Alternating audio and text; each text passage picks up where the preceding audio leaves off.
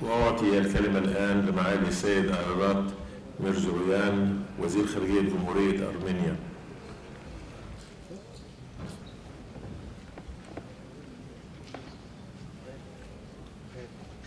Honorable Secretary General, Honorable President, dear Ministers, Excellencies, friends. Let me first express my gratitude to His Excellency Mr. Abdul Ghaid, the Secretary General of Arab League, and to the President of the current session, His Excellency Foreign Minister of Egypt, Mr. Shukri, as well as to all Member States for the opportunity to address today this distinguished audience. I consider it a symbolic gesture of friendship and mutual respect, and of course, shared history. I would like to start with praising the centuries-old relations between Armenian and Arab nations. We are connected to each other by strong bonds of historical and cultural ties, which continue serving as a basis for current friendly relations, cooperation, and more people-to-people contacts. Throughout history, our nations have lived side by side and shared each other's joys and griefs. During the tragic events of the early 20th century, thousands of Armenians escaping the genocide committed by the Ottoman Empire in 1915 found a safe shelter in the Arab countries. During those challenging times, the Armenians were given the freedom to live and create in the host Arab countries. It will never be forgotten by the Armenians. And I am proud to note that our compatriots contributed greatly to the progress and development of those Arab countries in various spheres. I would like to note that Armenia, being a cradle of ancient civilizations, has been preserving also the Islamic heritage.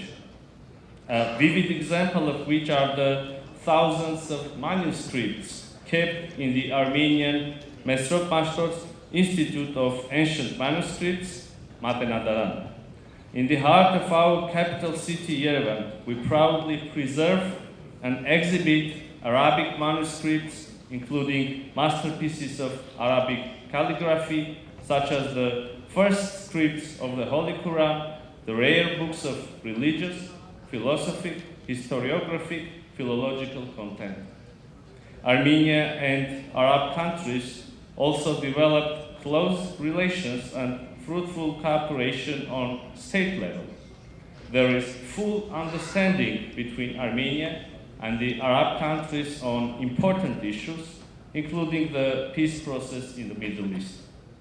Dear colleagues, in our region, Armenia is engaged in talks with Azerbaijan discussing normalization of relations between our two countries, aimed at establishment of peace in the region. I do not want to go into the details of the full-fledged aggressions against the peaceful population of the Nagorno-Karabakh and the sovereign territory of Republic of Armenia. Neither I do want you to find yourselves in the middle of the accusations and fighting. Instead, I would like to draw the general picture of the overall processes. I want to emphasize that Armenia rejects the use of force or the threat of force and is trying to negotiate with the neighbors in good faith and is committed to finding fair solutions to all outstanding issues through diplomatic means. Instead of reciprocating our genuine efforts, Azerbaijan continues its hate speech and xenophobic rhetoric, as well as aggressive and maximalistic actions. In this regard, I would like to touch upon the latest developments. As you know, it has been more than 2 months since Achin Corridor, the only road connecting Nagorno-Karabakh to the outside world, was illegally closed by a group of so-called eco-activists, obviously orchestrated by the Azerbaijani government. Furthermore, Azerbaijan regularly disrupts the electricity and gas supply to Nagorno-Karabakh. As a result, the Armenians of Nagorno-Karabakh are on the verge of a humanitarian catastrophe. Instead of engaging with local authorities in talks on the rights and security guarantees of the Armenians of Nagorno-Karabakh, the highest leadership of Azerbaijan calls on the people of Nagorno-Karabakh to leave their homes, aiming to deprive them of their homeland and realize its policy of ethnic cleansing. In the context of the blockade of Lachin Corridor, I would like to underline that on 22nd February this year, the International Court of Justice issued a legally binding provisional measure against Azerbaijan. In the mentioned order, the court has found that there is an imminent risk of irreparable harm to Armenians' rights and ordered Azerbaijan to take all necessary measures to ensure unimpeded movement of persons, vehicles, and cargo along the Lachin Corridor in both directions. Distinguished ministers, unfortunately, our neighboring Azerbaijan continuously manipulates the Armenia-Azerbaijan relations and Nagorno-Karabakh issue on various international platforms, especially those organizations where Armenia is not represented, such as the Organization of Islamic Cooperation and Non-Aligned Movement, trying to give it a religious tone and using the delicate concept of Muslim solidarity.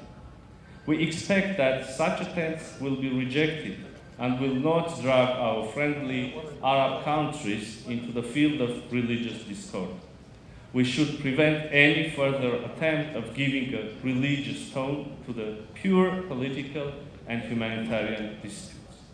And once again, in this platform of the League of Arab States, I emphasize that Armenia attaches great importance to the relations with the Arab states and reiterate our readiness to broaden the prospects of our cooperation with all of you.